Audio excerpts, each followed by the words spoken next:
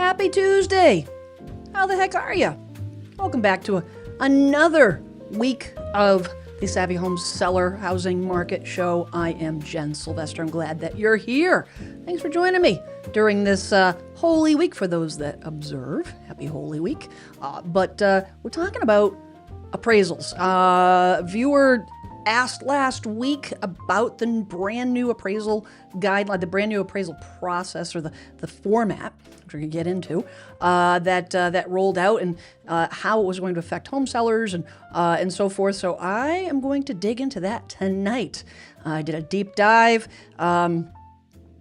read dozens of articles, to understand fully, try to answer all your questions here, and give you something to chew on so that you can kind of go into, if you're going to be putting your house on the market this year, near future, you know what to expect.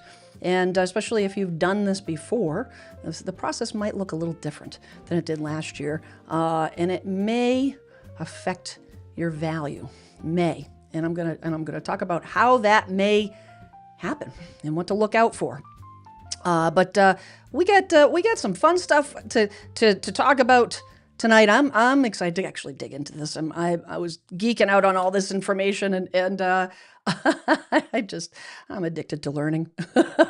I love learning new stuff. Who we got in the house so far? We've got Mary Beth has been waiting. She wants to know. Can't wait for this one. Hope to catch it live. Hope you're here. I know you posted that a little earlier today, and I hope you can join in. And we got Kimberly joining us. Happy last day of March. I cannot believe where March went. I can't believe tomorrow is April 1st. I really can't. March came and went, and it was almost like, hi, bye. Like my kids coming, when my kid comes home from college for a visit to eat and sleep, and then off she goes.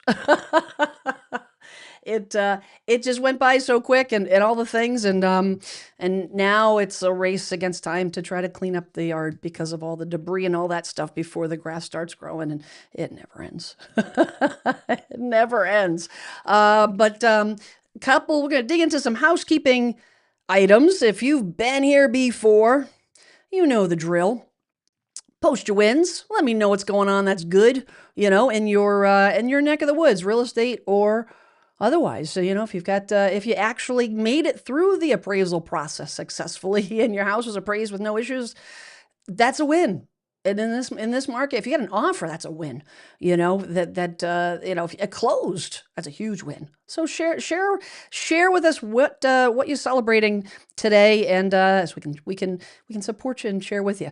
If you have questions, super important. Make sure you put QQQ before that question. Just helps me not miss those questions. And even though you may pop in questions early on, I will not miss them. I will get back to them. If you put QQQ, and ensures that I don't leave anybody in the dust.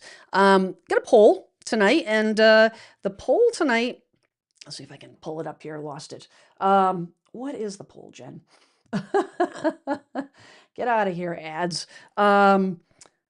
What concerns you about the appraisal process? I want to know what are you concerned about? Are you concerned about it appraising low? Is it going to upset the timeline, upset your moving? Is it worried about the buyer backing out and having to start all over, put the house back on the market?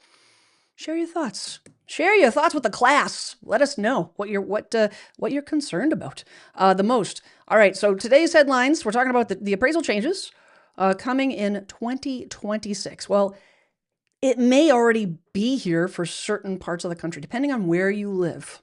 We're going to talk about that and how home sellers can prepare. Now, on the home buying side, there are some things that you need to be aware of, but not a whole lot. There's a few things that I'm going to talk about, but really, the burden is going to be on the home sellers, really, to ensure that you don't leave any money on the table. So that's what we're gonna dig into that today, and give you some advice. I'm gonna give you my thoughts and feedback on this stuff, because some of the stuff I disagree with some of the claims made in these articles. And I'm just pulling from 30 years of experience being in the trenches, boots on the ground in the field, dealing with appraisers day in and day out, and real life situations. it doesn't always work out the way it is on paper. It seldom does. Because why? Because humans are involved. That's why. Humans.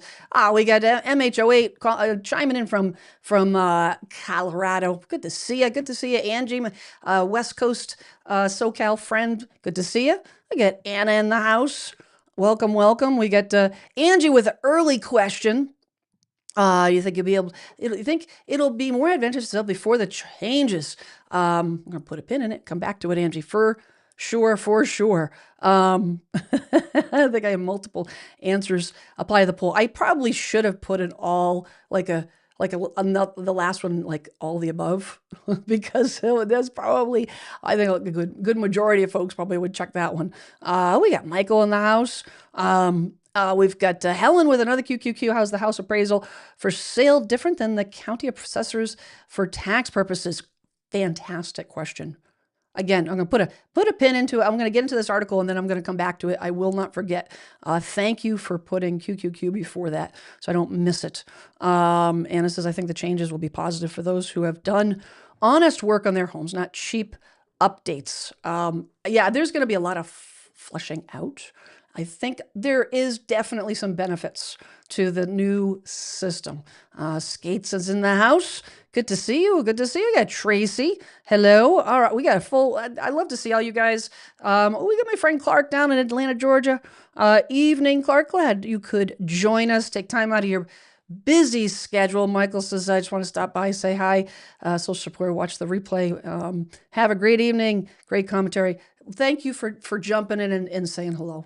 I really appreciate it. Really, really appreciate it. So when I was, doing my research, I was looking for articles that would be most helpful. The ones that there's so many technical articles out there that go into the really get super granular on the back end of the appraisal process. Stuff that you guys probably it would overwhelm you. It wouldn't be applicable. A lot of stuff you don't necessarily doesn't apply to you. So I kind of went through and tried to find some articles that kind of outlined, really like how is it going to impact the consumer at the bottom line, and why are they doing it and all the things. So I came across this article. It actually was done by an appraisal company, and I think they did a pretty good job in terms of just kind of cutting through all the jargon, the industry jargon, which sometimes you get into the weeds and it's like alphabet soup. But it says it talks about the new UAD, Universal Appraisal data set. That's what UAD stands for. And it says, if you're a homeowner planning to refinance, sell, or buy a home in 2026, you may hear that appraisals look different than they used to. And that's because appraisers are now using a new reporting standard called the UAD 3.6. It's common to worry that new appraisal standards mean tougher appraisals. It's not the case. The difference is clarity, not criteria. Now, I'm actually going to, I think this is actually a good segue on Helen's question. I'm going to kind of tie this in because I think I think this is appropriate for right now. So Helen asked about how the house appraisal for sale different than the county assessors for tax purposes. So it comes down to the purpose of the data. The tax assessors, they are strictly looking at what are they going to charge you for taxes. They don't put the emphasis on updates.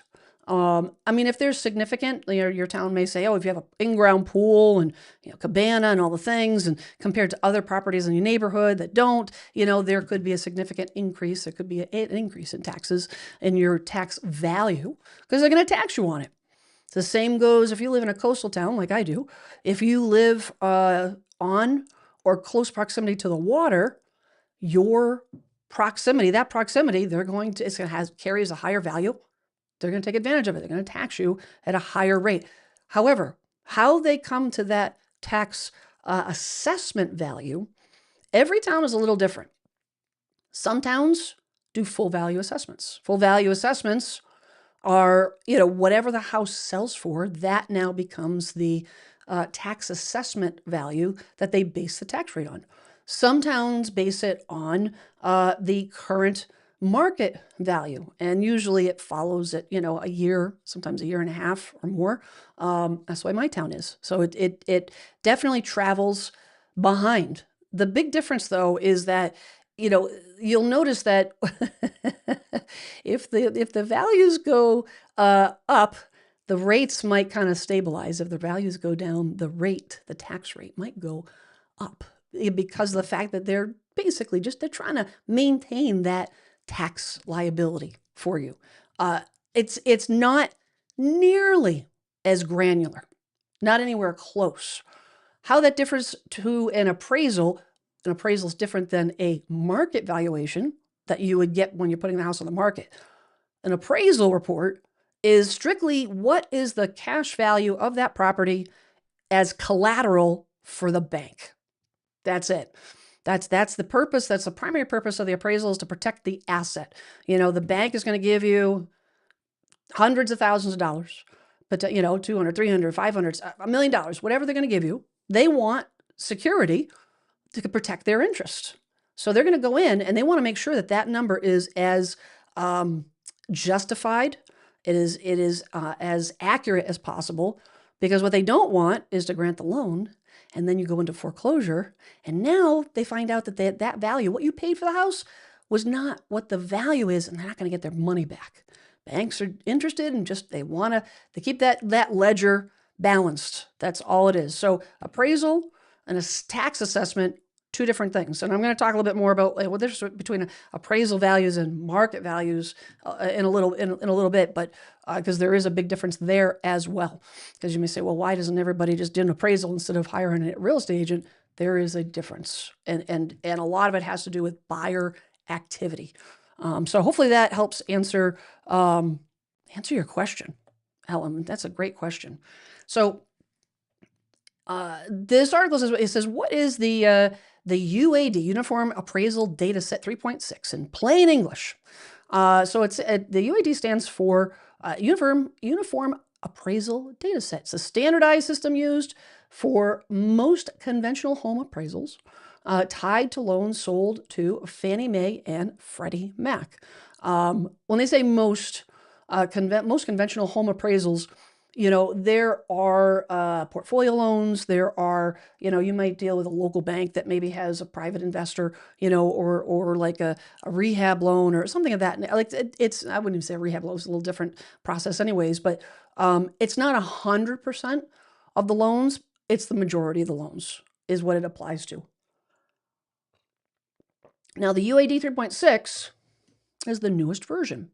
It says, instead of relying on heavily on long written explanations, appraisals now use more structured fields and clearer definitions to describe your home's condition, features, and market position. So the last time the appraisal process, the version of we're talking about the actual, when the appraiser comes into the house and they are recording and preparing for that appraisal report for the lender, that form, that process is what we're talking about. That process hasn't been revised and updated since 2011.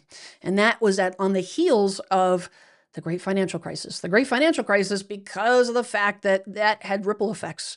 Because there's so many ripple effects that came from that, because it was driven primarily by the housing market crash. Why was that? Why is it driven by the housing market crash? Is because that market crash was caused primarily by the mortgage industry and bad loans that had bad appraisals, nefarious appraisals, fake appraisals, false appraisals, appraisals that were, let's just say, were changed to benefit the buyer in some way, shape, or form.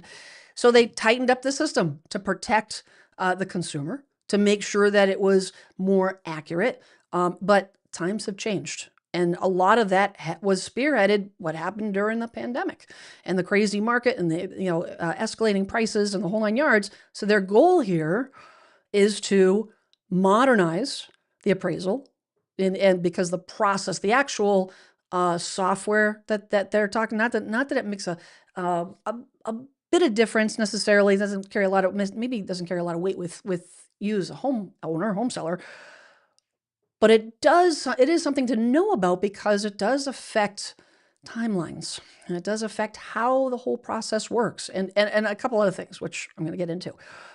It says that it also means that, and we kind of checked on this or talked about this briefly last week.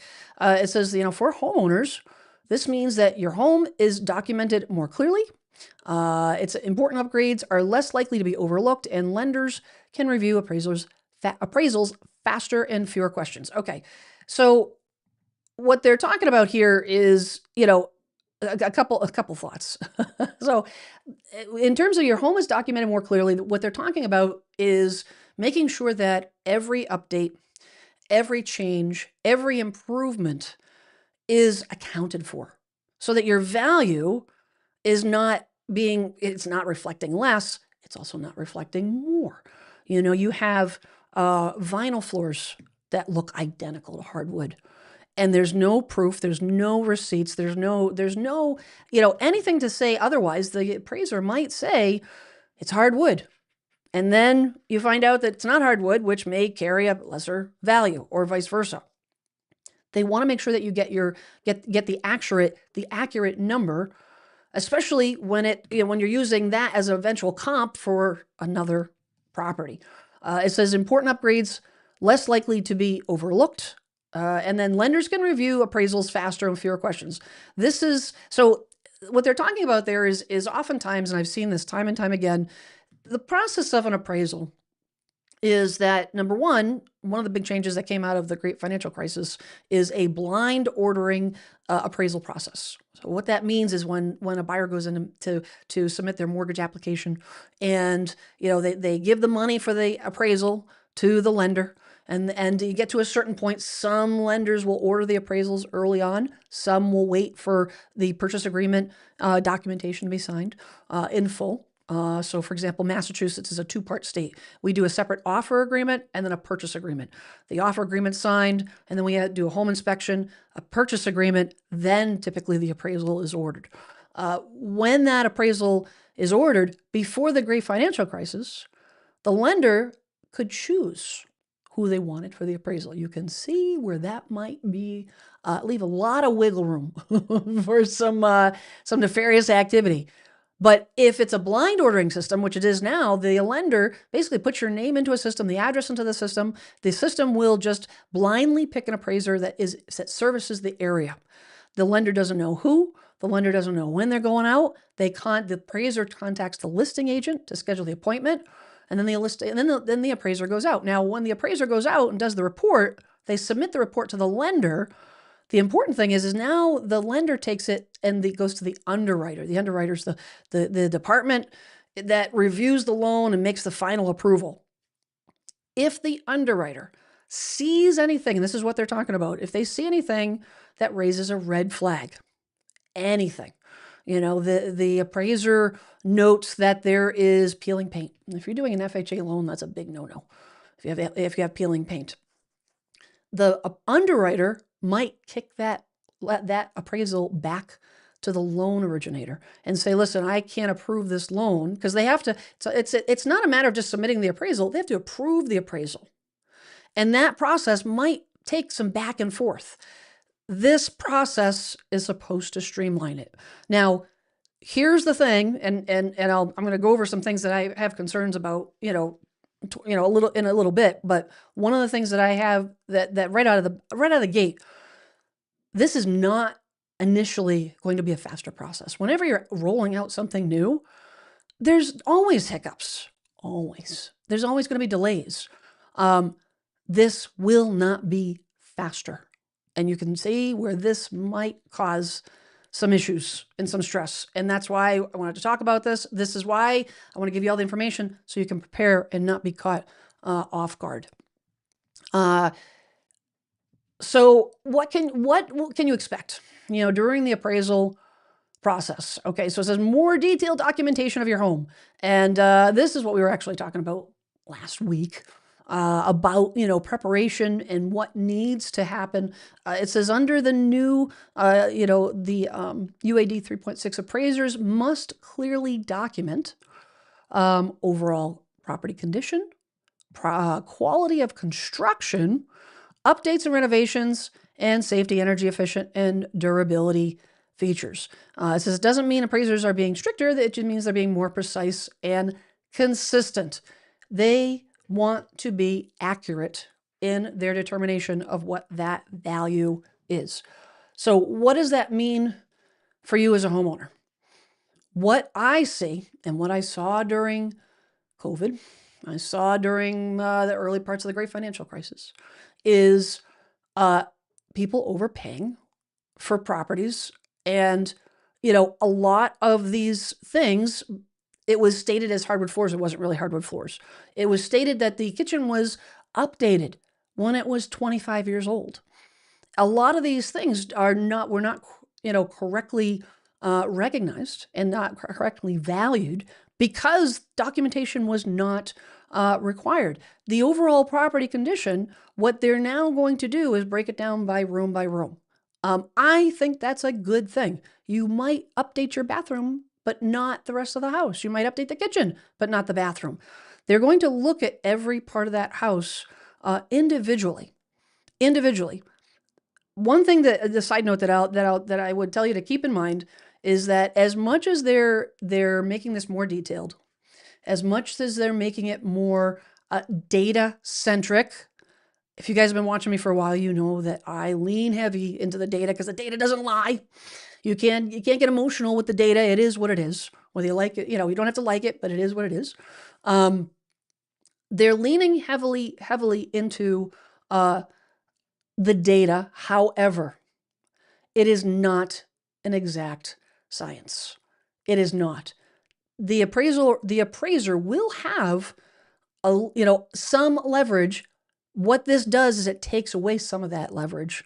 It gives a lot less wiggle room to appraisers, so that if and I can't tell you how many times I've seen this where the appraisers get a copy of the purchase agreement.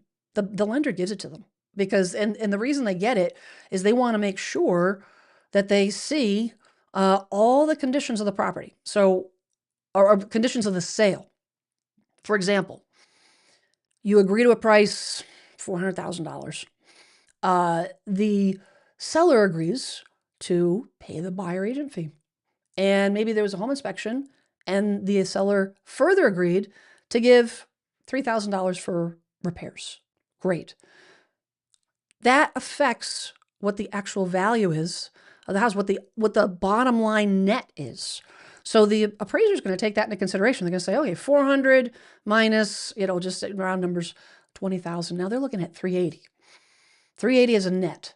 They're looking at any conditions. If it says subject to the seller repairing the roof, I've 100% have been in situations where the appraiser will turn around and say, great, I need a reinspection to verify that roof actually gets repaired as the seller promised in the purchase agreement. They note everything. Because they also note the sale price, they can, the old report gave them more wiggle room. So if they did their comps and say it was $400,000 and there's no concessions and all the things, it was straight $400,000, and their numbers came in at, excuse me, 390, 392. They had the ability to go back and sharpen their pencil and just see if they, because it is subjective, to see if they could make the numbers work so that the buyer gets what they want, the seller gets what they want, everybody's happy. That wiggle room has been largely stripped away. This is super important for home sellers to know. Super important to start with a realistic value. Do I think that this potentially could help bring down home values? Excuse me.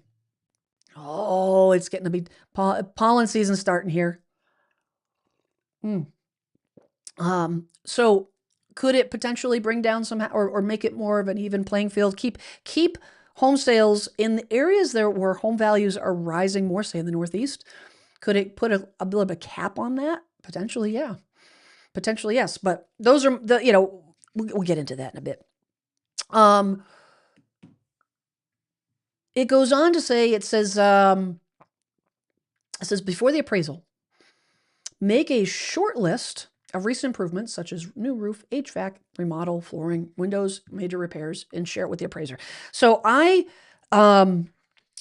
when I was doing some research, I read an article and they referred to it as a seller appraisal packet. I love this idea. I really, really love this idea. List your major updates and cost. They do not require receipts. That was mentioned in the live stream last week. It is not required. Could it help? Yes. But if you don't have a receipt for something, it's not going to be discounted because you can't show proof. The more proof you can show, the better off you'll be. The less it'll be challenged by the underwriter. But it's not required. So you're saying, oh gosh, I'm in the middle of packing. I can't find that roof receipt. The roof was, $20,000 and we did it 2 years ago. Permit from the town will suffice. And that would be the other thing. List updates, permits, ages of everything. Ages of everything. Now, I actually saw this years and years and years ago. I thought it was a brilliant idea.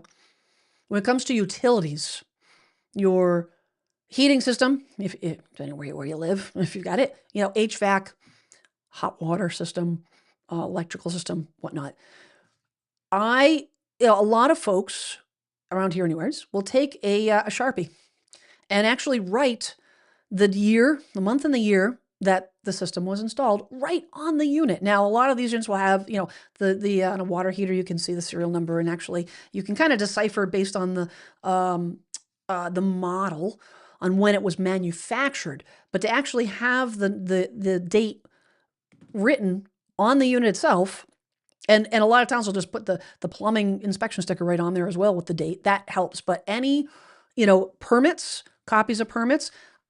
As a side note, as a home seller, honestly, one of the things that I always do when I'm meeting with a new client, I always check the building department just for, avoiding issues in the future. Check the building department to, see if there are any open permits. Maybe you had that roofer come in and did the roof 5 years ago, but they never closed out the permit. Insurance companies look for that stuff now. Buyers look for that stuff now. Is it a big deal? Well, it's a pain in the neck when you're in the middle of trying to pack and move and all the things. And now you got to go and deal with going to the town hall and paying the fee. And maybe the contractor should have paid the fee, but they're long gone. Check for open permits while you're there. Kill two birds with one stone, but get a copy of the permits.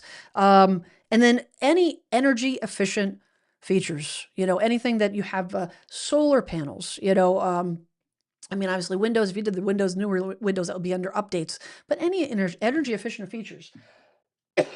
Sorry, I got a tickle in my throat tonight, guys. I apologize. You want to try to provide the appraiser with as much documentation. I think this is an exercise that a good agent absolutely will help you with, help you organize, help give you tips on what you should be collecting, what information you should be collecting. And to be honest, I think it's a good thing to give to the buyer.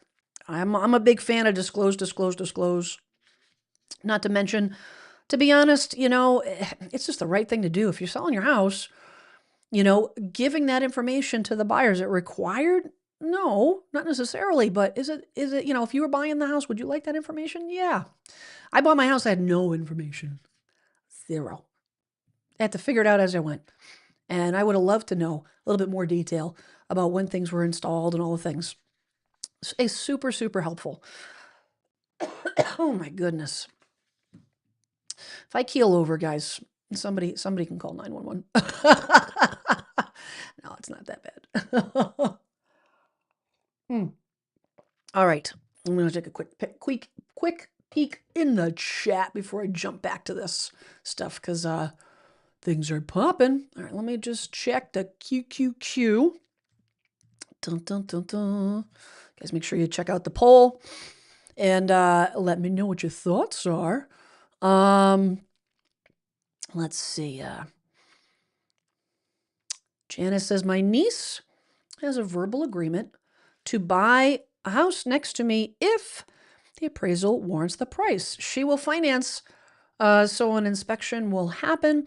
I know some things about the house that an inspector may. Yeah, so here's the thing is that, well, number one, verbal agreements scare me just because things can go south. A verbal agreement means nothing. And if you spend money on an inspection, you spend money on anything. Especially if you're doing an appraisal, the appraisal is going to want the money up front. I would get a written agreement. A piece of paper with 2 signatures is a legally binding agreement. Get a written agreement. The appraisal, if she's getting financing, the appraisal contingency is part of the mortgage contingency.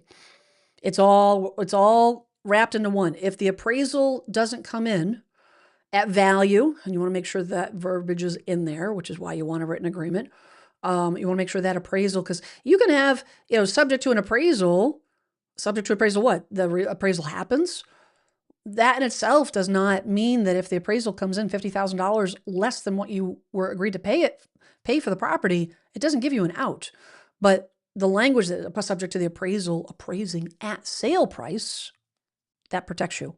So you want to make sure that that's in there, but it's part of the mortgage process. If the property doesn't appraise, you won't be approved for the mortgage. The mortgage is denied. Now, if the property doesn't appraise and the buyer and the seller work out an agreement and so on and so forth, then you can continue with the process. But that is part of the hurdles that you've got to go through to get the mortgage approval. So hopefully that answers your question on that. Angie had asked, don't you think it would be more advantageous to sell before the changes? You know what? I don't know that it will necessarily. I think that the advantage of selling before the changes, because here's the thing, and I'm going to talk about the timelines in a second on when this is rolling out, because depending on where you are, the local lenders may be already using this system. Because they started rolling out beginning in January as a soft rollout, and a lot of lenders are optionally, requiring that the appraisers, use the new system. So, I mean, yes, it'd be less of a headache. Maybe not, because it might actually help your value. It might do the exact opposite. If you have a ton of updates, that maybe sets your house apart, it could actually more support your value than the other way, So I don't think it's a clear yes or no answer on that one, Angie. I really don't. I think it really depends. It really depends. Let's see. Lee Smith says, I've left phone messages for you, filled out your forms since last week. You know what? If you could do me a favor and just send me a quick message to the info@jensylvester.com. That something must be wrong, because, I have, you should have received a message, multiple messages in response. Whenever someone fills out a referral form, you get a message. When you fill out the description, the detailed questionnaire, you get a message. And I haven't received any voicemails. To be honest, I don't do phone consultations at this point anyways, but, anyone that has left me a voicemail, I message them right back. So, if you could shoot me an email so we can get that figured out, I'd be happy to do that. I'm not sure, something got lost in the sauce, apparently. Because that is not normal. Let's see. MV10097 says, my house has been on the market for 1 month. 11 buyers have come through. That's good. All have said the price is good and house presents well, but no offers as of yet. What do you make of the situation? So my recommendation for you on that situation is you've got to have an understanding of what what's happening, what the market conditions are in your area. So in other words, find out from your agent. They should be able to give you this information. What is the median days to offer? How long does a typical buyer in your area take from the time the house goes on the market to the time an offer comes in, what is that time frame? If that time frame is 6 to 8 weeks, then I wouldn't be panicking at this stage. I wouldn't be panicking. Now, if panicking, if you were in the Northeast, okay, if you're in this area, even up in this area, our average time right now list to offer is at least a month.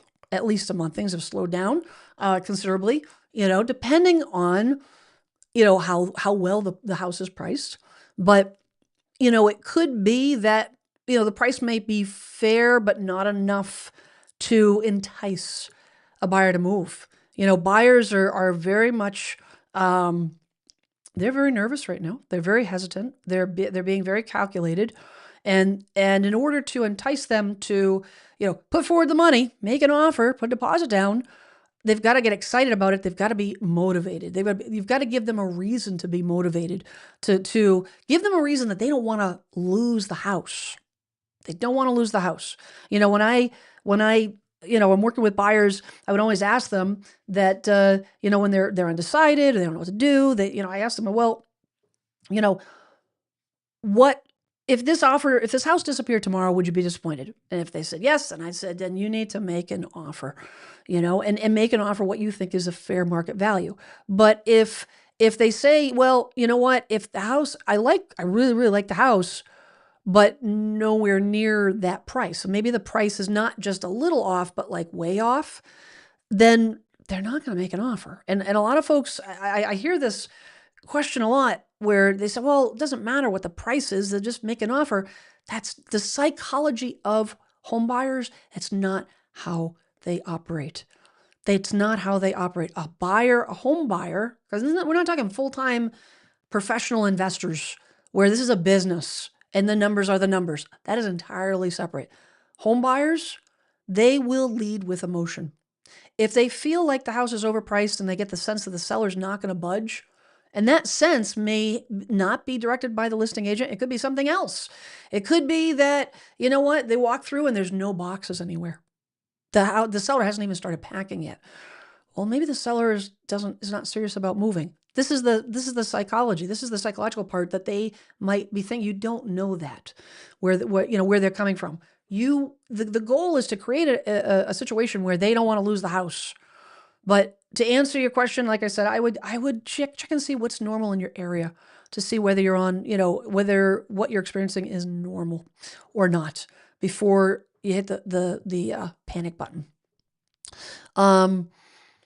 Charlotte says, my 20-year-old single owner, owner house on market Friday, real estate got $10,000, $10K internal paint. Otherwise the agent must have gotten an estimate and wants to have it painted next week. I prefer to not paint, but give the $10,000 credit so here's what I'm going to tell you. And this is where I feel very, very, very strongly about this. A real estate agent's role, our job, is to educate, advise, give guidance. You are the captain of the ship. Period. As long as you understand why, you have all the information to make the decision, what your agent, and honestly, I get hot under the collar with this stuff, because agents bullying homeowners and home buyers, that stuff, I can't even tell you how much that drives me through the roof, and happens all the time. All the time. This house isn't going to sell. You have to do this. Or they go ahead and they just schedule it. And then the homeowners are like, well, it's too late now. It's already underway. And they tell me it won't sell unless I do this. No. If you're not comfortable with it, don't do it. But you've got to understand what the ramifications are. And if you're okay with maybe it taking a little bit longer to sell because of the fact that now you're looking for a buyer that is willing to take on the painting, because you got to remember, it's not the $10,000. Say if you hire a painter that is, it's going to charge you $10,000, right? Great. Now you say, well, I don't want to do it. I'm going to give that $10,000 to the buyer.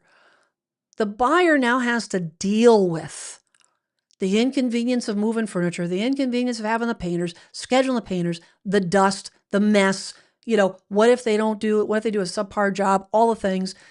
That in itself, it erodes at your value. So now your $10,000 credit really is probably going to take, more than that, $12,000, $15,000 off the value of the house. So not just losing $10,000. I want you to think about that. And if you're in a situation where you're like, I can't handle painters coming to my house. I just can't, it's just it's overwhelming. Well, then you know what? The trade-off is you lose a little bit of money, but in exchange for losing, a little bit of that money off the value, you're getting the fact that you don't have to deal with it. That decision's up to you. That decision is up to you on what it is that is most important to you. Agents will only think with, money. They're looking at it because they're not emotionally attached. That's not their house. They're not going through the process. So they're looking at it from, outside, an outsider, being like, what's the big deal? Well, they're not living in the house when it's happening, right? It's not an investment property. So if you're not comfortable with it, Charlotte, as long as you understand what the strategy is, if you don't, stick to your guns. Jose asks, what should be the budget for the appraisal of a new construction home? Let's say $5,000, $100,000. What if the value is low and only $450,000? The buyer responsible for providing the $50,000 difference. Great question. Okay. So as far as costs are going to be dependent on where you live. The cost for an appraisal in Massachusetts is going to be different than a cost for an appraisal in Ohio or in Wyoming. It just is. Just like the cost of home inspections. I mean, where I'm at, a home inspection I lived, an hour south of Boston. Home inspectors where I'm at are several $100s less than an inspector close to the city. It's all location based. So the cost is going to vary, and it's also going to vary depending on whether your lender requires a certain type of inspection or appraisal, or if the appraisers have a separate price bracket for new construction. In regards to your question about the difference, you're not wrong. You absolutely. When you have a difference like that, now you need to go back to the negotiation table to engage the buyer so you don't lose the buyer. That $50,000 has to be accounted for some way, shape, or form, either by the price being lowered. And if you're buying a new construction home and it appraises at $450,000, I probably stick to my guns and push for the builder to lower the price at $450,000. But in order for you to get that loan, and if the builder doesn't want to move from $500,000, that gap has to be covered. And the thing is with the appraisal. So say you're doing a 20% down mortgage, and you get a purchase agreement for $500,000. Okay, great. You do $500,000, and we'll do it 10%. Make it easy numbers for me to think in my head at this time of the day. So is it be okay? So 10%, $500,000, $50,000. You got to come up with $50,000. That is the down payment on the property. The lender will cover the difference after, they'll cover 90%. If it appraises at $450,000, they're going to do 90% of $450,000. That's why that $50,000 has to be covered. Now, the buyer can cover it. The seller can cover, the seller can come down. The seller can come down and meet you halfway. There's a lot of different ways to go about that. That really comes down to negotiation. It comes down to negotiation. It comes down to, and this is why I think that when these new reports will be stronger on the values, because there's going to be so much more detail involved in the reports. I think from a buyer's perspective, it's going to offer more protection.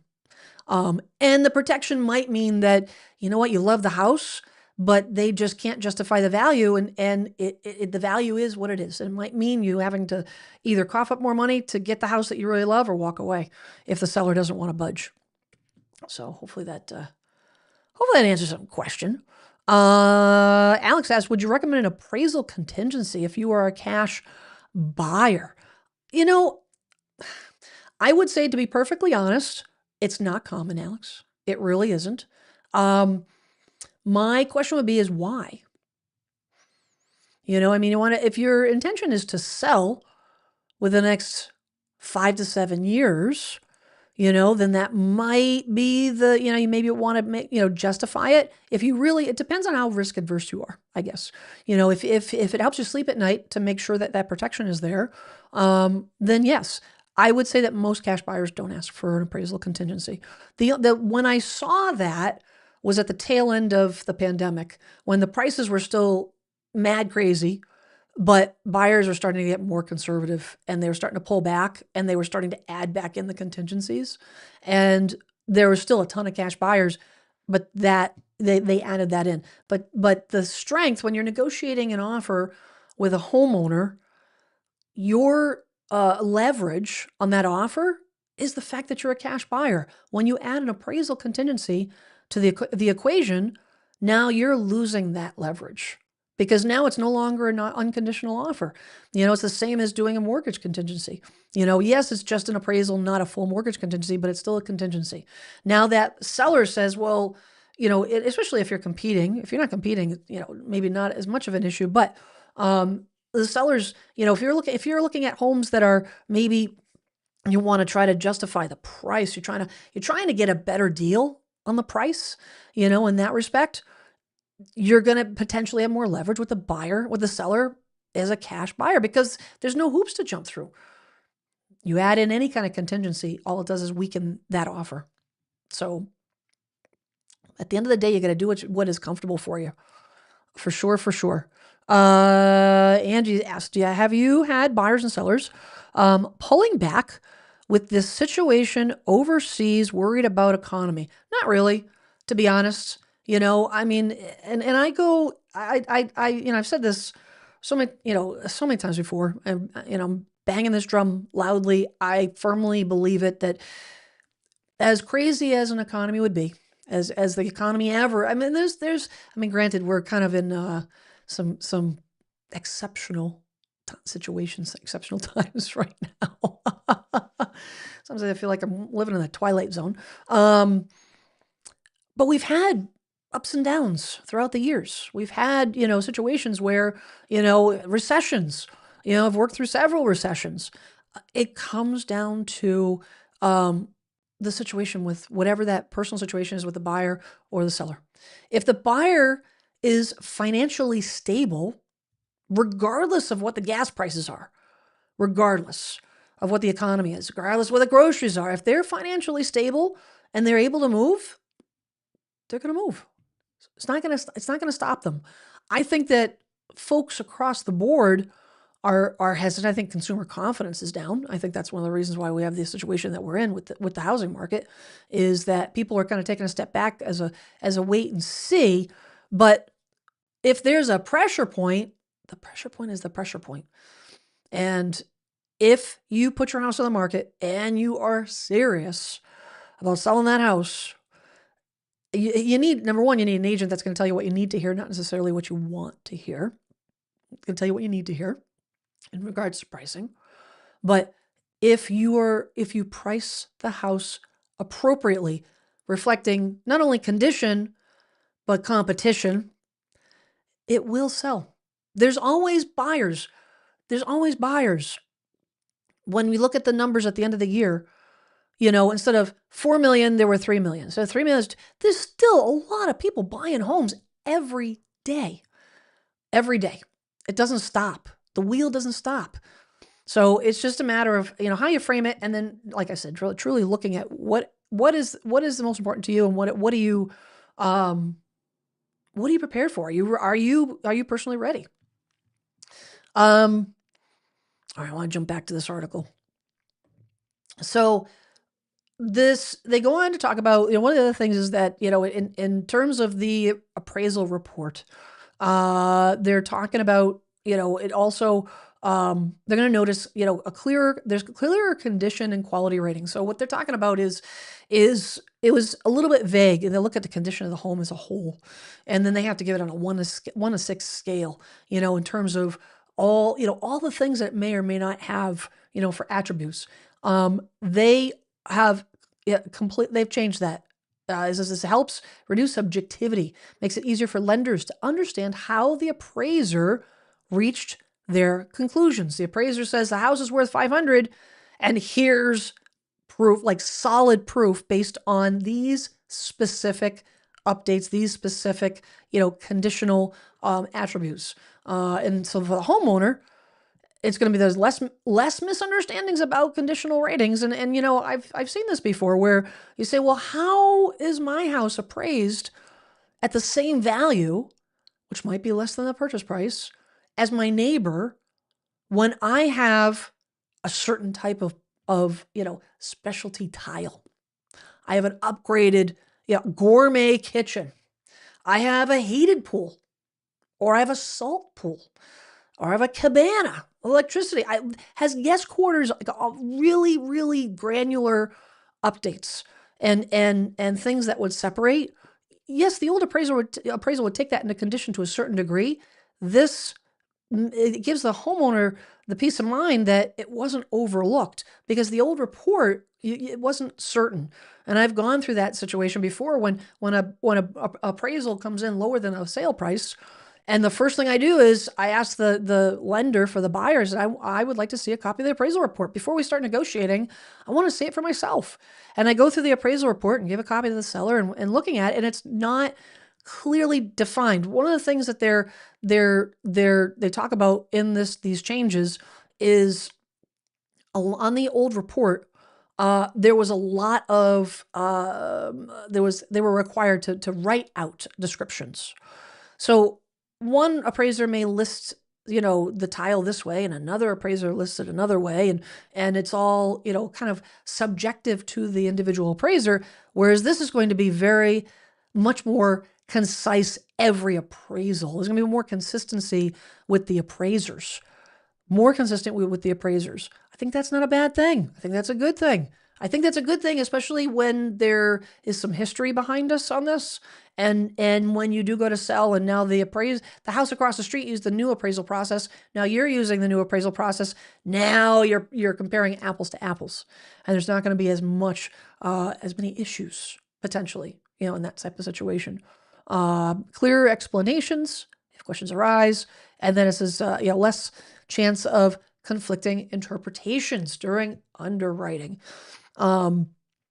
This is they said a well-maintained home can be accurately represented even if it's newly remodeled. So one of the things that, on that seller appraisal packet, in preparation, or not even, the packet itself, but in preparation of putting the house on the market, you need to make note, and you can do this anyways, but more important now than ever, look at the deferred maintenance, look at the updates.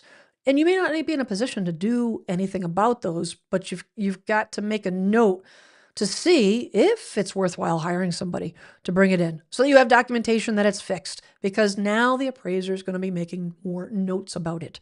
So now you've got a house that maybe if it is what it is, and you need to sell it as is, that's fine, but it will be a true value. It is going to be. Here's the thing, guys, is that this, from my perspective, I foresee this flushing out garbage market values. Garbage market values. Okay, so what am I talking there? I'm talking about the difference between a market value and appraisal. Market value is what a buyer's willing to pay, period. A market value is represents what a buyer's willing to pay and what a seller's willing. A seller has to be willing to sell. But if the buyer says that house to me is worth 500, the seller says I'm willing to sell it for 500, well then that's the market value. The market value might be different than the appraisal, because the appraisal does not take emotion into consideration. Our market value does. Market value does. This is why values went up during COVID, because buyers were emotional. Well, they're emotional because they're stuck at home with their family. And they want to be stuck at home with their family. And they're like, we need a bigger house. I got my own space. Or the hundreds of thousands, millions of people that went from working in an office to working at a home office, except they didn't have room for a home office. And they'd pay more to get what they have plus a little extra space that included home office. Now, an appraisal may not be able to justify it, but the market value, based on what the buyer's willing to pay, does. And that's where it gets a little sticky, because a listing agent, a real estate agent that doesn't know the comps, that will buy the listing. What does that mean? Buying the listing? That means telling you what you want to hear. That may not be accurate. You have 3 agents come in because I want you to interview multiple people. One of the agents comes in $50,000 over the other 2 agents. Great. See, you get excited. You're like, this is fantastic. Gives me more wiggle room on whatever I'm doing afterwards and all the things. But their support for that number is weak. So we put it on the market, maybe get lucky enough to find a buyer that is like, you know what, I'll pay whatever you want. I want your house. Except there's no meat behind it. There's no justification. Now you fast forward to the appraisal, and guess what? Now the appraiser says, this house, I can't justify the comps to support the number that you want to pay. You want to pay $550, but I can only support $500. But you went with this agent because the first 2 agents said $500, but this third agent said $550. That agent bought the listing, but why? Because they wanted your business. They would tell you whatever you want to hear to get your business. That, my friends, is an 80% agent. And I talk a lot about that in my videos, 80% versus 20%, or it should be 90-10 to be honest, where literally, and I'm only speaking 30 years in the business, 10% of the agents in this country are worth what they're being paid. The rest of them, and it's not that they're all nefarious, they're not doing it intentionally. A lot of them are nefarious, but a lot of them are not. They're just untrained. They don't get good guidance. Their broker in charge is not leading them. Maybe they're lazy. The list goes on. That flushing out for those lazy agents, this appraisal process, I think, is going to contribute to that. And it's something as a homeowner you need to be aware of, and why it's more important than ever when you're sitting down with the agent. You've got to have justification behind the number they're recommending. They come in the front door and they just spew out a number. I know this neighborhood like the back of my hand, and I know this house will sell for $475. Great. That sounds in line. Show me anyways. And if they just throw some comps on the table, I've seen this a million times, and you're like, well, I don't know how to read these. You're the captain of the ship. You need to push them for explanation. You need to push them for information and have them explain it to you. That's their job. That's their job. They need to, if they can't explain it to you, if they can't justify it, all it'll do is lead you potentially into a world of hurt.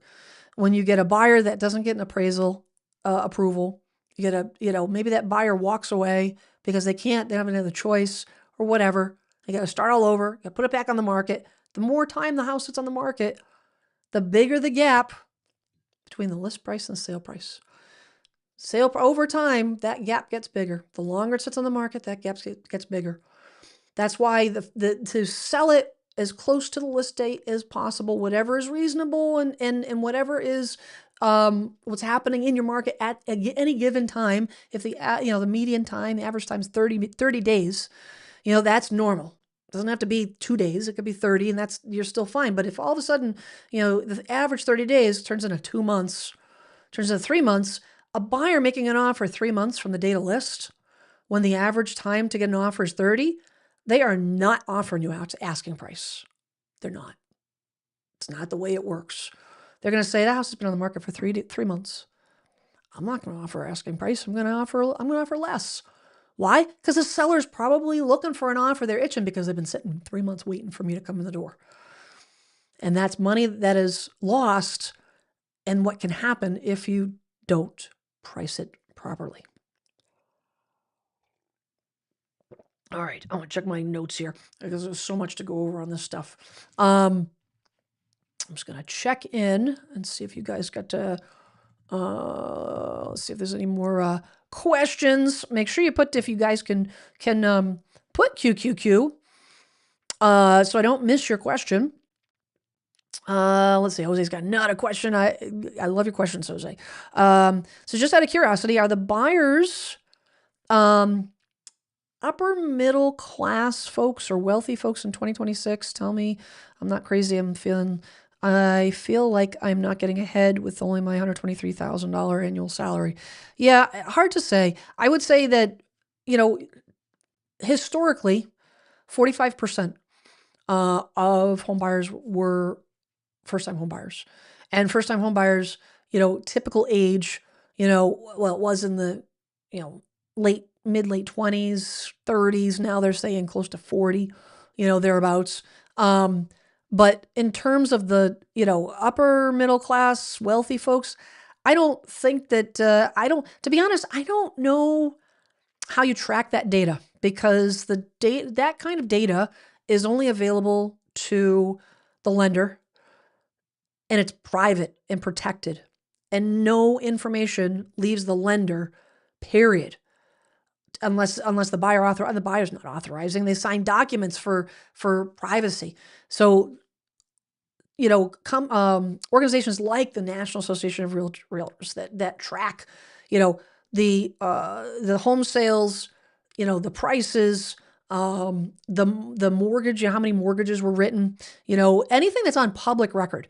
I mean, you can go on the Registry of Deeds and find out, what the house sold for. You can find out how much they took for a mortgage, because the mortgage note is recorded at the Registry of Deeds.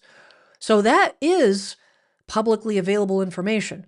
And that is the only information that these surveys, these data centers, these organizations that track that data, Jose, have access to. But in terms of the who's got the money, that's hard. I mean, I know that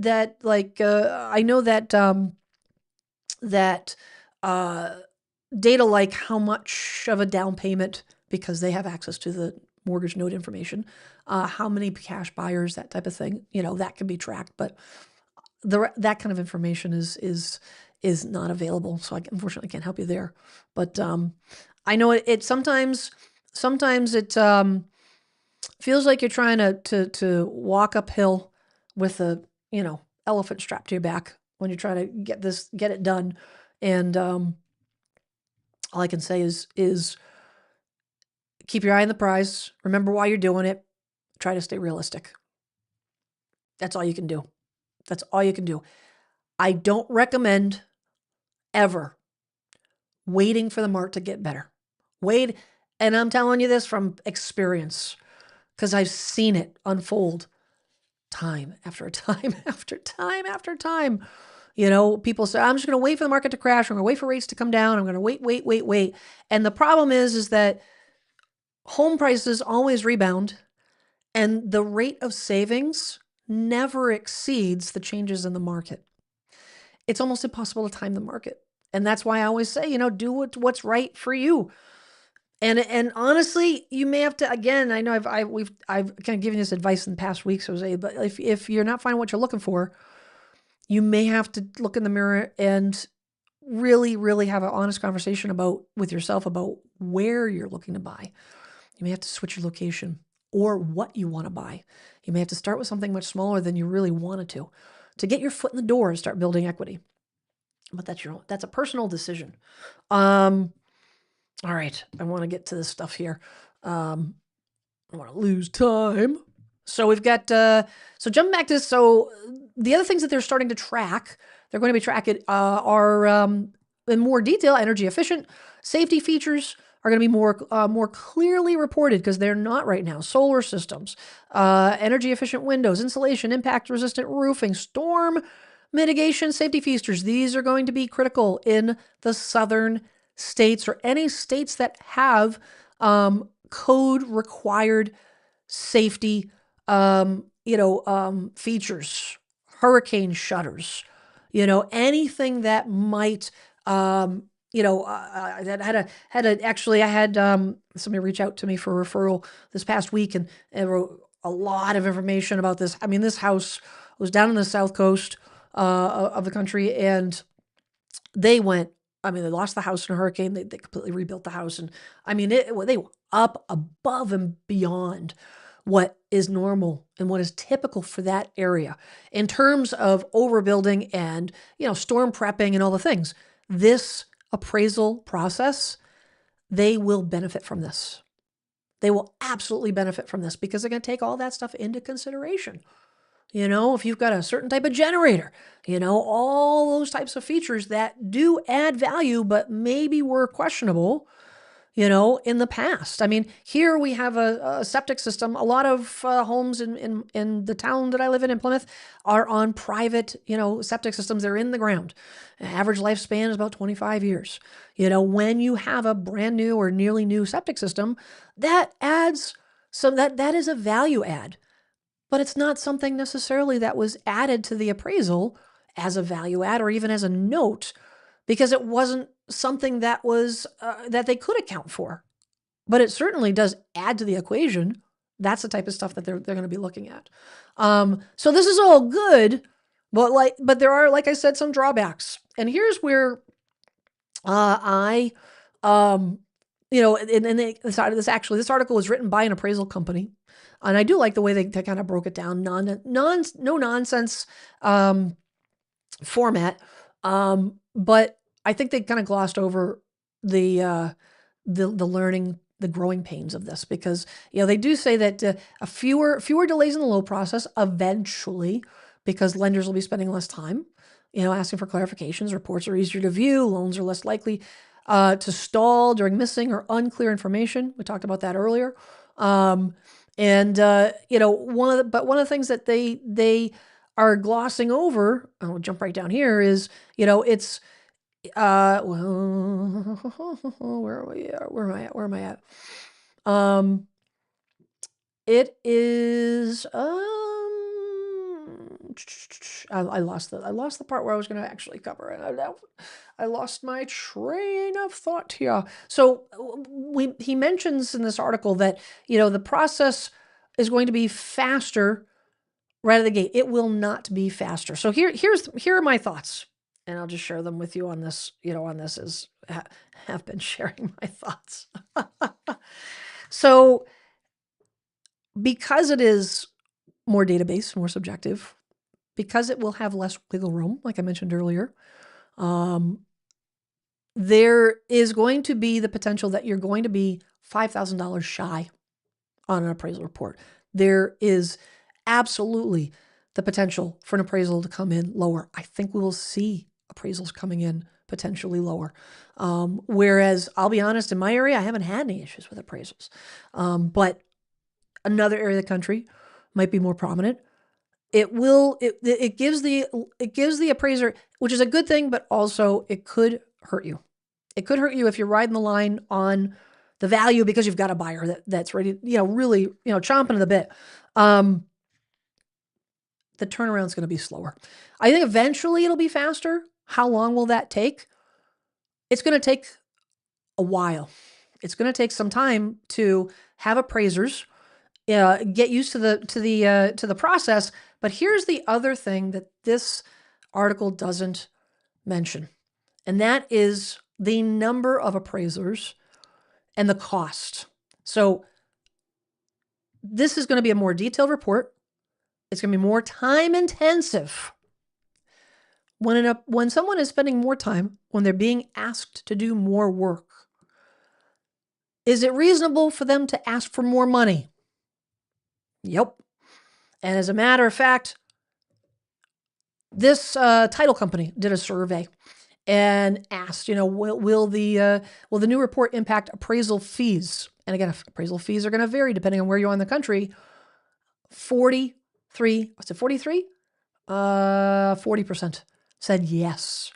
So that, number one, from a buyer's perspective, sellers don't pay the appraisal fees, the buyers pay.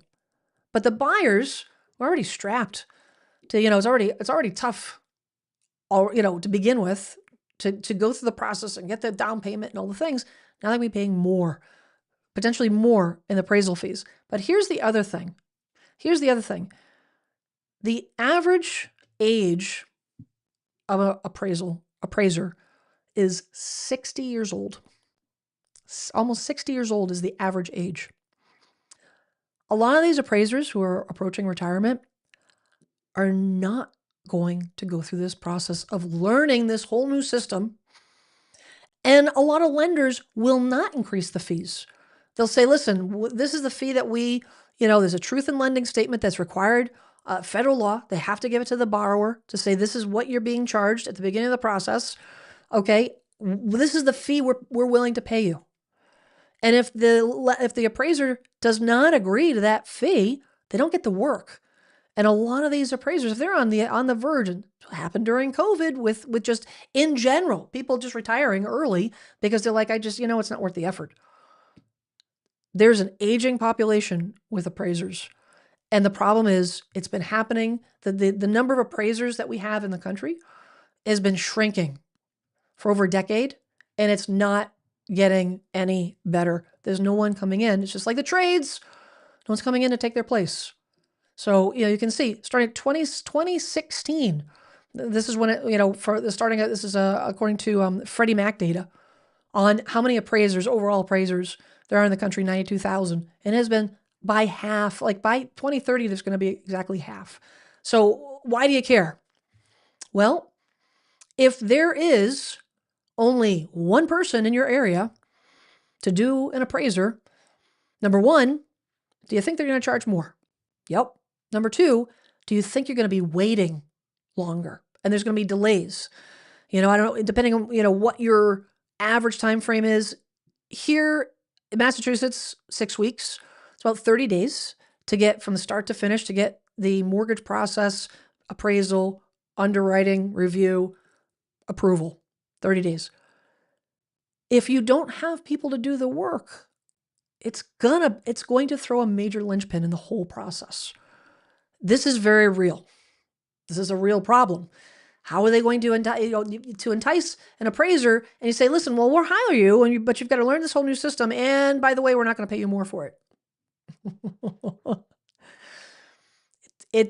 I see this as something that is going to upset the apple cart. And as a home seller, if you're selling your house and you say, okay, well, I'm buying another and I'm moving into that house. I either have a house under contract, or I'm going into a rental, or I'm scheduling moving trucks. Sometimes you got to schedule moving trucks a month in advance.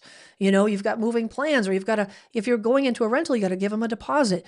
A lot of things hinge on the moving process. And when you accept an offer, depending on what's customary in your state, I know there's certain states that the process is longer. I know that New York is famous for that. Tends to be has like an escrow period I forget what they call it, but it's a period of time where after everything is said and done, the buyer has a chance to back out, and there's a review period of weeks, and they could drag their feet. But if you're in Massachusetts, if you're in a state that says, okay, that's going to be 6 weeks, we set the closing date on the date of the offer. If it's April 3rd, it's April 3rd. That's the target date for everybody. But if all of a sudden the appraisal is not going to come in time, which means the mortgage is not improved in time, it means that if the mortgage is not approved in time, that means we're not closing on time. You as the home seller you're going to find yourself in a pickle. And that's I can see where that could potentially be a major issue. Will it eventually, hopefully, work itself out? I hope so. I would optimistically say yes, because I think there are benefits in doing this. But I think the big thing is preparation. Now, time frame on this. This came from the Florida Association of Realtors. I think they did a pretty good job in breaking this down. And this was back in August when they first started talking about it. Now, it is going to be mandatory in November of this year. Depending on which state you're in, some states are already rolling this out. So they started to phase in slowly this new form in September last year. Slowly. So they launched it September, January 26th of this year, broad production period. So it begins. So all lenders have the option to use the new form. And then November 2nd. November 2nd, the mandate begins. November 2nd is when the new appraisals will be required. So you might be in a situation, you put the house on the market now, and now you've got an appraiser that's using this new form. I just want you to be aware of that. Just because this is November 2nd doesn't mean that the lender that your buyer is using, or if you're a buyer, the lender that you're going through, they might be using this new process. And it's something to be aware of, because it could, if you're not prepared, you get caught off guard. And again, preparation on a homeowner side, I'm a big fan of documentation anyways, but even more so, that's going to be the biggest change from a home seller standpoint, is just documenting every update. Documenting, I'll be honest, I would just document everything. I would just keep receipts for as much as you possibly can. The faucet you bought, I mean, it doesn't hurt to have too many, pieces of documentation. It's not going to hurt you at all, but it could help you. But receipts, permits, copies of your permits for any work that you've done will be helpful. The solar system that you installed, if you own it, provide documentation. If it's leased, provide documentation. You've got to let them know what is it that you've spent money on that property. All right. Going through the checklist, like I said, I worked hard to keep this down to the live stream time frame, because there's a lot to talk about. The one thing that I did want to mention is, and just for clarification, an appraisal, even though it's much more detailed, even though they are going to be going room by room and they're going to be looking at everything, just to verbalize this, just to make sure, just to have clarity. Number one, it does not replace a proper home inspection. Does not replace a proper home inspection. And it's also not a guarantee of value. So what does that mean? So you may have an appraisal, and a lot of folks have asked me, well, if I have my agent, they're trying to advocate for themselves, which exactly what I'm trying to teach you guys. Advocate for yourself. I have an agent come in, and they give me a market value, a presentation, and they go through the comps. And maybe you have a little bit of a unique property. You have some, and the numbers are coming in, different. And you say, well, so I've been asked the question, well, should I just get an appraisal? Won't that just solve the problem? Whatever the appraiser says the value is worth, that's what I'll go with. Sounds easy. Here lies the challenge with doing that. And it's what I mentioned to you earlier about the difference between appraisal and a market value. The appraisal does not reflect current or future market conditions. It does not reflect future market conditions. So if you're in an area that is depreciating, even if it's like 0.05% or 0.1%, it doesn't matter how much. But if you're in an area that is slowly depreciating, and say you're doing your homework now, but you're not looking to list for 2 months, 3 months, you have that appraisal report. That appraisal report, if you go by that report, you could very, very well be potentially overpricing your house, because it doesn't reflect what a buyer's willing to pay at that moment in time. The appraisal report is based on history. The market value looks at history and the current and going into the immediate future. So, an agent, when they sit down and we do our market values, we look at history so we can have something to hang our hat on, but we're also looking at, okay, what's our competition? And based on what's happening in this neighborhood, can we ask a little bit more? Do we have to go for a little less to undercut the competition because of the state of the market? An appraisal's not going to do that for you. And that's the danger a lot of folks make with relying on that data as the end all be all. It doesn't, and that's, I wanted to mention that because it's super, super important. It doesn't replace an actual market valuation. And sometimes, yes, I understand it's hard. And honestly, I've had folks that tell me that if you have 3 agents, you're not bowled over by any one of them, and the market values are all over the place, maybe you get to interview a 4th agent. Maybe you get to interview a 5th agent. I know it's like going to the dentist, but you've got to be able to be comfortable in whatever numbers, whatever information that they're giving you. Because it could mean the difference between you leaving tens of thousands of dollars on the table. It makes the effort is worthwhile. Let's see. Vintage Coconut Grove. I love your handle. Has the QQQ. Do sellers prefer a cash buyer, even if an inspection renders many needed health and safety issues that the seller is obliged to repair or compensate with lowering the sale price? So here's the thing: is a lot. There's a misconception that cash is king. I know there's going to be people yelling at their TV or computer, phone, whatever they're watching from, and say, it's Jen, you know what the heck you're talking about? It's a bunch of BS. Well, hear me out. Again, based on my experience, it is the sum of the parts. Not one piece of an offer stands alone. A cash offer by itself is not necessarily the best offer. An offer with no inspection is not necessarily the best offer. It's the sum of the parts. So what a seller prefers is going to come down to not only the sum of the parts, what are the other components of that offer, but also truly, truly, truly, what is the seller looking for? Home sellers don't always, the price is not always at the top of the list. I know that seems hard to believe. Everybody wants the most amount of money.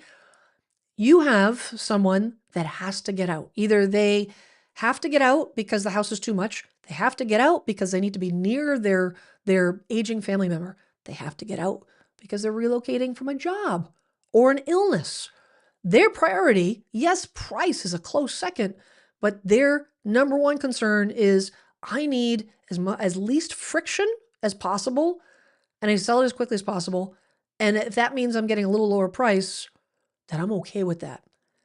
You don't know. You don't know what the story is. If you have, a house that maybe is, maybe the cash buyer is offering more money and foregoing an appraisal. And in doing so, they say, okay, I will do that, but I'm looking to do some, I want to do the inspection and I want to be compensated for some of these repairs. And even by doing that, the seller's still walking away with more money than if they waited for a buyer with an appraisal that could have lowered the appraisal value, might have lowered the price anyways. It's the sum of the parts combined with what is important to the seller. Cash is not always king. It absolutely can give you leverage, but this is the part where I say, if you've got a good buyer's agent, will absolutely reach out to the listing agent. And this was hard to do during COVID. This was exceptionally hard. I oftentimes couldn't get the listing agent to call me back. It was so hard. I did it. I would be a squeaky wheel, but now there's no reason. There's no excuse for a listing agent a buyer's agent not to call the listing agent, or message them or email. I prefer, to be honest, I sometimes will call, but honestly, email where there's a written record and they have to respond in writing. So I've got a proof of conversation, which I think is super important, not just hearsay where they can double back on. Okay. But asking the questions, and I asked the listing agent point blank, what's important to the seller? And see what they say. What's important to the seller? Price, terms, whatever. The buyer's agent needs to go to bat for you on that so that you can now structure your offer based on that answer. That's the stepping off point, to look at. Let's see here. Let me just get back over to let's get over to the chat here, see what's going on here. Dun, dun, dun, dun, dun, dun. Oh, we got, it looks like, what do we got here? Juanita says, house for sale. Door, Michigan went on the market Friday. 209,000 needed major updating. By Sunday, the listing said all bids due by Monday noon. So frustrating. And is now pending at 80,000 over. Holy cow. So you were the buyer? I would say, I'm assuming that you're coming from the standpoint of being obviously the buyer. So yeah, it is frustrating. This is what I'm talking about. The fact that not every market is doing what it's doing. Like you read on the news and the media, buyer's market and all the things. There are pockets all over the country that are thriving. And if the seller prices it properly, you could potentially lose out. And when you see all bids are due by Monday at noon, honestly, in this day and age, typically, I don't know specifically, obviously, in that situation, but typically listing agents won't do that unless they already have multiple offers. That's the way that's the avenue I take. If I have, put it on the market, if it has, more than one offer, then we, depending on the timing, depending on what the seller wants to do, then I might set, we might set a deadline. But the deadlines are longer than they were during COVID. This is the one thing that I have witnessed is that they're not, 24 hours after the house goes on the market, typically. More important than ever, though, that you've got to be not nonchalant when you're house hunting right now. You've got it, and it might be, and it's exhausting, and it can be frustrating, but you've got to be relentless with just checking, because you don't want to miss that small window. When someone that goes on the market, I'm sorry you missed it. You know what though? I firmly believe, firmly believe that there's always something better behind it. I've seen it. I've watched my clients experience it. I experienced it myself in my first house, and I lost 2 properties, and the third one we got, and I was so glad the third one was the best. I've seen that happen more times than I can count.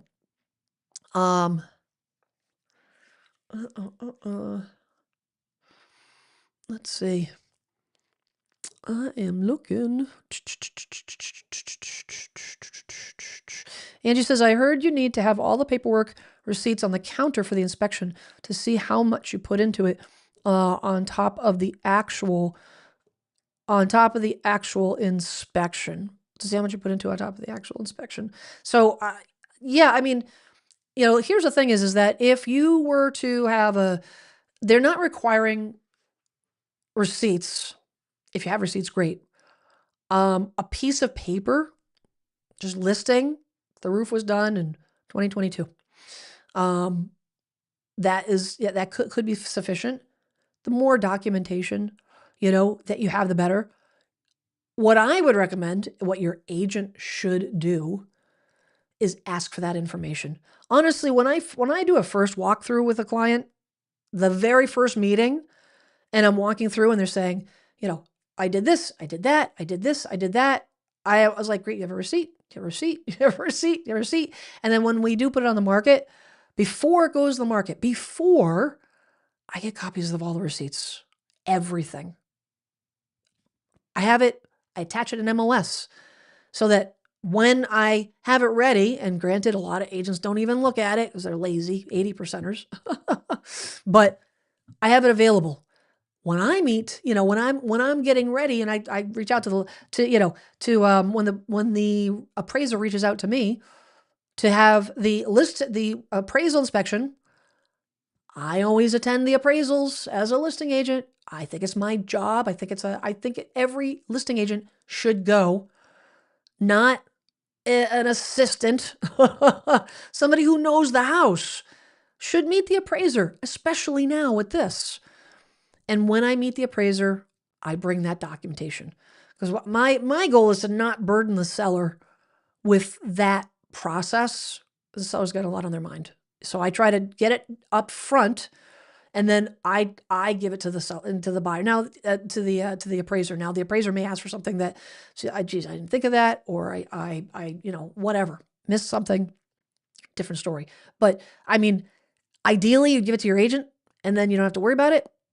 Just, scan it and email it.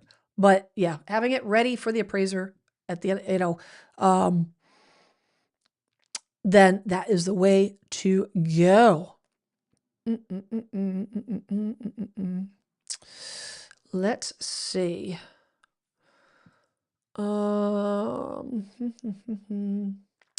Andrew says this will definitely delay closings in the beginning of the process. Heard from an inspector friend, many will retire before the change. Yep, I think that it's inevitable. I think it's inevitable. If the average age of a mortgage appraiser right now is close to 60 years old, this is going to be a ton more work.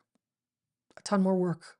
There will absolutely be a lot of folks retiring. That's why I wanted to bring it up, because I think it's going to be a problem. I really do. Let's see. Skate says in Mass, if you get a permit for replacing utilities, the municipal inspector usually installs a tag indicating the installation was permitted and inspected. Yes, they do. 100%. Yes, they do. And that's, and if you live in a state that doesn't do that, then maybe just before it even goes on the market, tape the permit to the hot water heater. Have it ready. Make your life easier. Answer the question before they ask it. That's the thing that I always try to do. Answer the question before they ask it.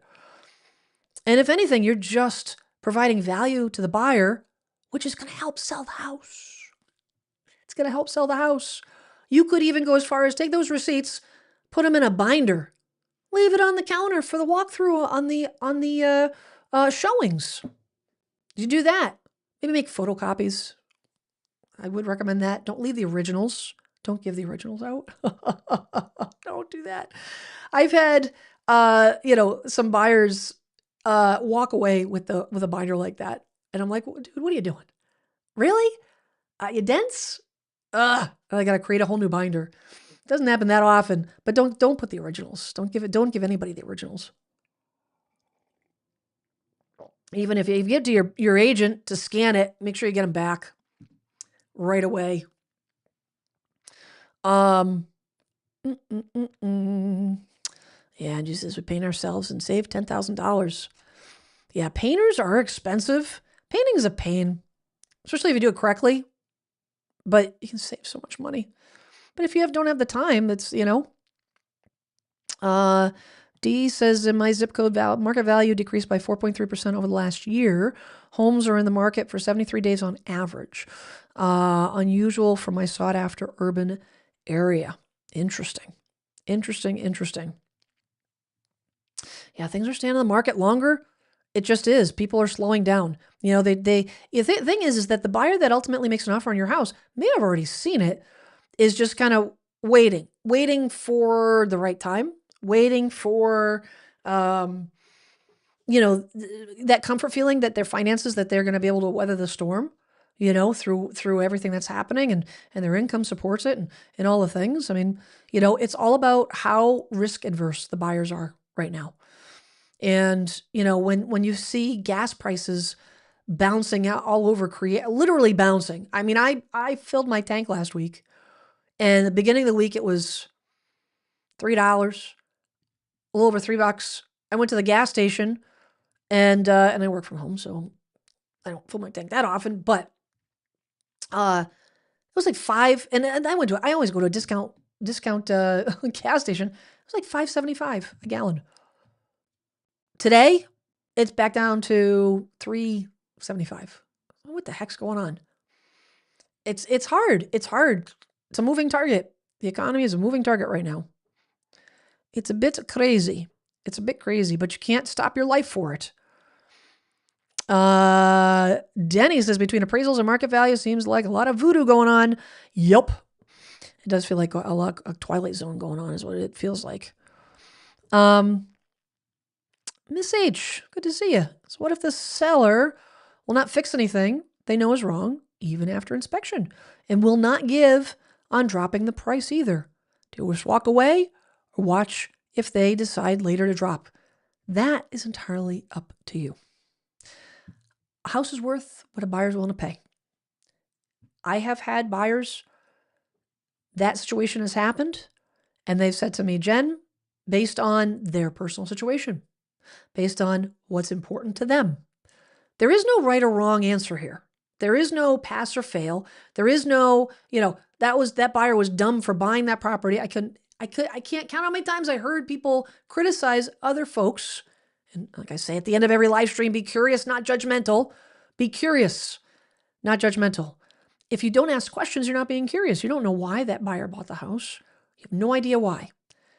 Maybe that house belonged to a deceased relative, or they've driven by that house every day for their childhood, and they've always wanted to own that house. And they say, you know what? I'm not happy about the fact that the seller's being a stick in the mud.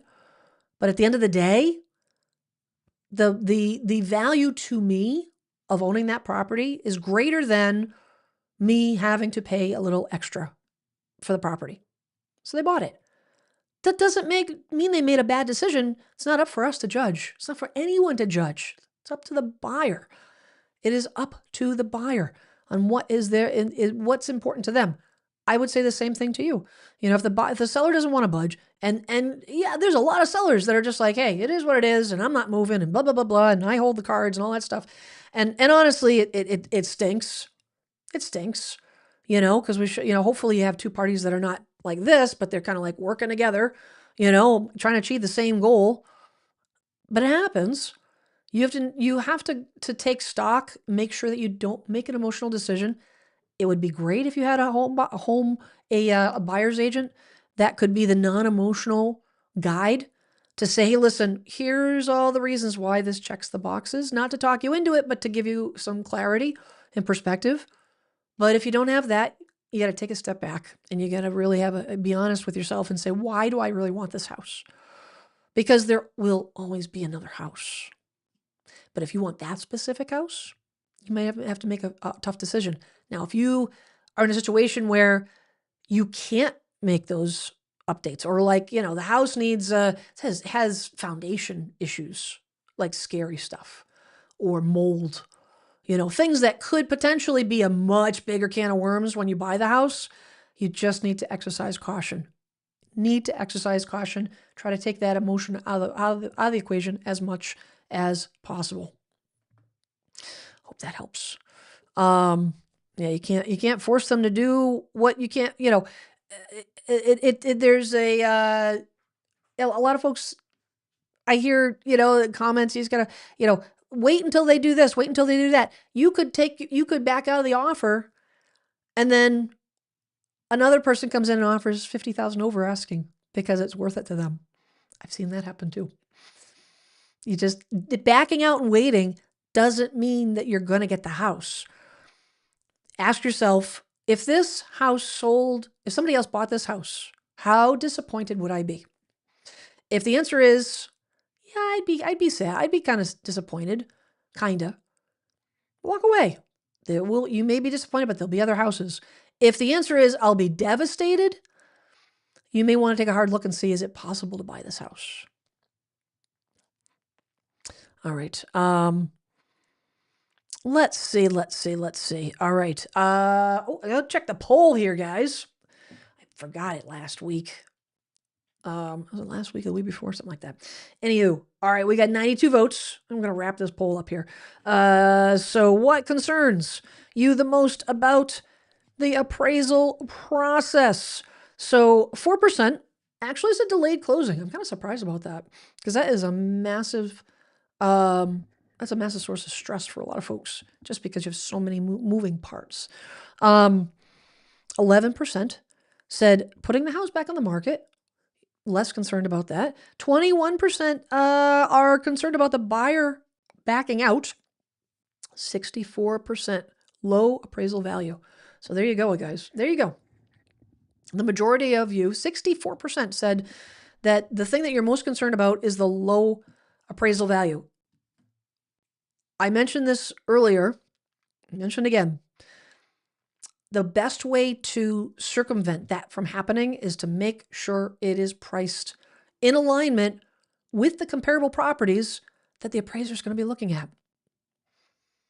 And sometimes, I will do that process for a home seller, and I will tell them that this is what the appraiser is going to be looking at, period. Like I wish I could tell you that it's going to be more money. And And maybe you might get a higher offer, but I can't hang my hat on that. And I'm not telling you what you should do or shouldn't do. I'll do my best to help you reach your goals. But from my perspective, because I tend to be a little bit less risk tolerant, and I'm not gonna put I'm gonna put my own money at risk, in my own personal life. Never mind put my clients' money at risk by suggesting they list it for higher. If I can justify it by data, then we do it. But it's super, super important. Again, it's getting the information that you need. It may not be what you want. It may not be what you want. It may be like, geez, the values have gone down. I wasn't prepared for that. I got to reevaluate. But the best way to circumvent getting caught off guard from an appraisal that comes in too low, the reason why it's going to come in too low is because the appraiser can't justify the value. But if you have comps and you have support, your agent has support for the value that you have it on the market for and it's under contract for, it's a non-issue. It's a non-issue. So it's all about doing the homework up front. I just want to check my notes here, guys, because I had so many things I didn't want to leave out. Let me know. One of the things I jotted down was, when you're preparing for the appraisal appointment, it may be helpful to do before and after pictures. I read that on one of the articles. Do before and after pictures. So the appraiser, just to illustrate the appraiser how much this improved the property by making this particular cosmetic update. If you did this beautiful walkway and it was a train wreck before, and now you've got this beautiful, pavers and all the things, before and after pictures are going to be super impactful. Super impactful. So it'll just help your case. 100% help your case. All right, guys, let me see. You guys have any more questions? Make sure I don't miss anything. MHOA's talking about barbecues. That's great. You guys are so funny. You guys are so funny. Oh, we got a QQQ by Vintage. Is this recorded so I can show this to my friends? Absolutely. So all my live streams, guys, all my live streams are on my channel. And when you go on the channel, you just hit the main channel page, and there'll be a line of a bunch of tabs, headings. Click on the one that says live, and every single live stream and this will be, I think this is my 100th episode's coming up. I think this is episode 97, 98, something like that. They're all there. So 110%. You can rewatch it because it's a lot of information. I've had some folks ask about, closed captioning. YouTube takes care of that. I don't have any control on that end when it comes to the live streams. It does, because of the length of the video. It does take some time. It takes about 24 hours before you'll start to see closed captions, but it will, have the closed captions. You can adjust the speed and all that fun stuff. So it's all there. So you can do that. I have a surprise guest coming up on my 100th episode. Stay tuned. I think you guys will, I think we're having a good time. Have a good time. Fun time. MHO8. Always with the jokes. My house is 2BD, to be demolished. I'm sure it's not that way at all. Check out the RBOB. Add your state gas tax and some percentage or profit. That'll tell you what your gas prices will be in the next 30 days. Huh. I'm gonna have to Google that. That's interesting. Thanks for that. Fantastic. All right, Angie's off to buy a new refrigerator. Fantastic. Hey guys, I think I covered about as much as I can on this appraisal stuff. Like I said, it is something that is going to be rolled out. It's being rolled out already. It'll be mandatory in November. There will be glitches. There will be bumps in the road. There will be appraisers that need to use that are going to have issues with the systems. All you can do is have patience, be prepared, and know what to expect. If at least you know the train is coming, you have a chance to step out of the way before being blown over. Preparation is the name of the game. Hey guys, I Super, super appreciate y'all being here. I know there's a lot of housing market, real estate live streams that you can tune into, shows you can tune into, and you spent some time with me tonight, and that is not lost on me. I truly, truly appreciate it. So I'll see you guys next week, next Tuesday, 6 p.m. Eastern. And as you're going into the week, this is Holy Week, have a wonderful Easter. If you celebrate, observe Easter, have a wonderful Easter. And as you're spending time with relatives, do your best. Be curious, not judgmental. I know it's hard. Sometimes it's really hard. Be curious, not judgmental. Try to understand. Ask some questions. You don't have to agree. You don't have to agree with the answers, but at least it'll give you some clarity, give you some understanding before you jump to conclusions. I think if you use that in life, I think it'd be good. I think it's a good thing. I think it's a happier existence. That's my viewpoint. That's my 2 cents. Guys, have a great rest of the week. Good night. And I'll talk to you guys next week, next Tuesday, 6 p.m. Ciao.